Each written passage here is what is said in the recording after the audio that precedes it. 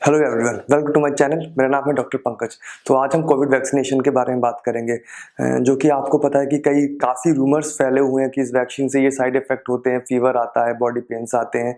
सो आज मैं यही सब डिस्कस करूंगा। कोविड वैक्सीनेशन के बारे में सारी जानकारी मैं आपको दूंगा कि ये वैक्सीन क्या होता है, इस वैक्सीन से क्या क्या एफिकेसी है, इसके क्या साइड इफ़ेक्ट्स हैं, इसके डोजेस क्या हैं। लगभग मैं इसको पूरी जानकारी आज मैं आपको इस वीडियो के माध्यम से मैं दूंगा। इसके अलावा मैं आपको ये भी बता दूं कि हमारे व्हाट्सएप में काफ़ी रूमर्स फैले हुए हैं कि इस वैक्सीन को लगाने से फीवर आता है, इस वैक्सीन से बॉडी पेन होता है। देखिए, वैक्सीन चाहे कोई भी लगाएं आप, उससे हल्का फीवर आने की चांसेस रहते हैं। इवन छोटे बच्चों में भी जब डीपीटी के टीके लगते हैं या कोई और टीके लगते हैं तो डॉक्टर आपको हमेशा ये सलाह देते हैं कि अगर फीवर आता है तो आप उसको एक पैरासीटामोल दीजिए। सो उसी प्रकार एक और एग्जाम्पल मैं आपको दूंगा कि जैसे मान लीजिए आपको कोई चोट लगती है तो आप हाली टिटनेस का वैक्सीन लगवाते हैं। आपको कुत्ता खा जाता है, डॉग बाइट होता है, तो आप रेबीज का वैक्सीन लगाते हैं। तो जिस तरीके से इन वायरस के लिए वैक्सीन है, उसी प्रकार कोरोना वायरस के लिए ही भी ये वैक्सीन है जो कि आपको लगाने चाहिए और इसका यही उपचार है। तो मैं आपसे यही रिक्वेस्ट करूंगा कि आप जागरूक बने और जिम्मेदार बने। इस वैक्सीन को जब भी मौका मिले तब लगाइए। तो अब लेट्स स्टार्ट दिस वीडियो। तो सबसे पहले मैं कोविड वैक्सीन के बारे में बताऊंगा। कोविड वैक्सीन के बारे में बताने से पहले मैं जरा सा आपको वैक्सीन के बारे में बताता हूँ। देखिए, वैक्सीन वो सब्सटेंस है या वो एंटीजन है, जब हम अपनी बॉडी में इंट्रोड्यूस करते हैं तो हमारा बॉडी के इम्यून सिस्टम उस एंटीजन के अगेंस्ट वर्क करके बॉडी में एंटीबॉडी जनरेट करता है और उससे जो हमारे बॉडी के मेमोरी सेल्स हैं वो उस जो एंटीबॉडी एंटीजन रिएक्शन है और उस एंटीजन के अगेंस्ट वर्क करने के लिए वो हमारे बॉडी के जो मेमोरी सेल्स हैं इम्यून सिस्टम में, वो उसको मेमोराइज करके रखते हैं, ताकि जब भी फ्यूचर में कभी ऐसा कोई एंटीजन आपके बॉडी में अगर आता है तो हमारी बॉडी उस एंटीजन के अगेंस्ट रिएक्ट कर पाए। सो यही एक कॉन्सेप्ट होता है वैक्सीन्स का। सो कोविड वैक्सीन्स भी इसी प्रकार से ही वर्क करती हैं।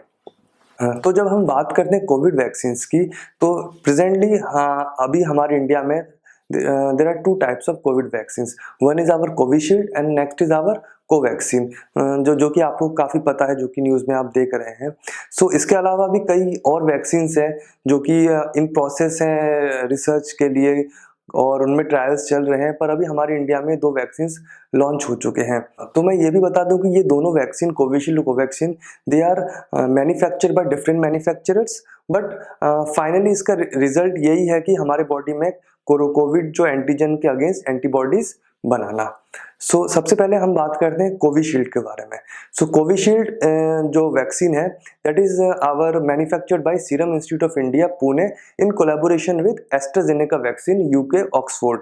सो this is a recombinant vaccine.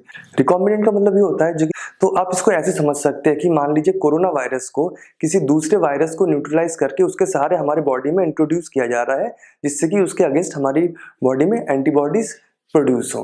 तो ये जो कोविशील्ड जो वैक्सीन है, इसको इसी प्रकार बनाया गया है। इसको एडिनो वायरस, जो कि चिंपैंजी से एक वेक्टर मतलब एक गाड़ी, उसके सहारे कोरोना, इसके जो स्पाइक प्रोटीन है, इसको हमारे बॉडी में इंट्रोड्यूस किया गया है। सो this is a recombinant vaccine. अब जो नेक्स्ट है हमारा, वो है कोवैक्सीन। कोवैक्सीन का काम पूरा ही अलग है। It is a killed vaccine, यानी वायरस को मार कर उसको हमारी बॉडी में इंट्रोड्यूस किया जाता है, जिसको इंट्रोड्यूस करने से हमारी बॉडी में एंटीबॉडी प्रोड्यूस होते हैं इस वैक्सीन के अगेंस्ट। तो आपने देखा कि इन कोविशील्ड और कोवैक्सीन का डिफरेंस क्या है। इसके अलावा अब हम नेक्स्ट बात करेंगे सेफ्टी और एफिकेसी के बारे में। अभी तक जितने भी क्लिनिकल ट्रायल्स हुए हैं, इससे ये देखा गया है कि ये वैक्सीन कई हद तक सेफ है आपके यूज के लिए, and even it shows good result in our phase 1 and phase 2 trials.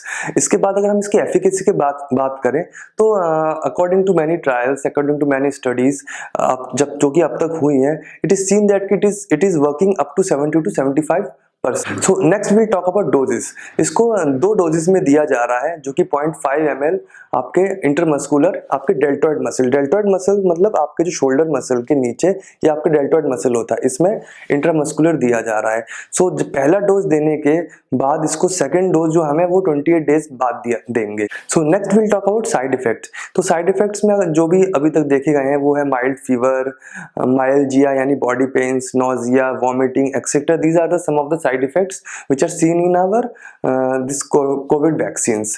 But मैंने आपको फिर से आपको मैं बता देता हूँ कि जो साइड इफेक्ट्स होती हैं वो लगभग हर वैक्सीन में थोड़ा बहुत होने के चांसेस रहते हैं, तो आप इसकी वजह से भयभीत ना होइए और जब भी आपको मौका मिले you can go for the vaccination. So next question is, does everybody need vaccination?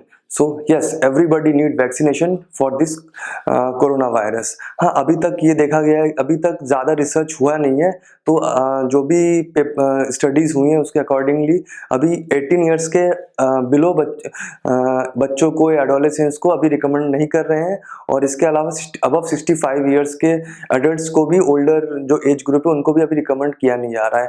पर अगर हम डिजीज एलिमेंट की बात करें तो अगर हाइपरटेंशन, डायबिटीज में अभी तक कोई ऐसी दिक्कत नहीं पाई गई है. So the next thing is, will it give long last immunity?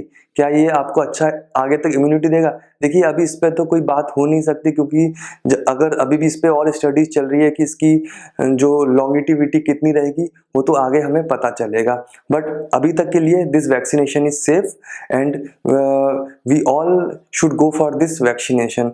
तो अभी तो अकॉर्डिंग टू गवर्नमेंट जो गाइडलाइंस है, अभी हेल्थ वर्कर्स को वैक्सीनेशन लगाया जा रहा है. इसके बाद जो हमारे जनरल पब्लिक के लिए वैक्सीन रिलीज होंगे, तो जब भी आपको मौका मिले just go for the vaccination and make yourself safe. So I hope you like the video, I hope you got the information. So मेरा यही रिक्वेस्ट रहेगी कि आप इस इंफॉर्मेशन को आगे और भी शेयर करें about this vaccination. And thank you very much for watching this video, and also please subscribe the channel. Thank you.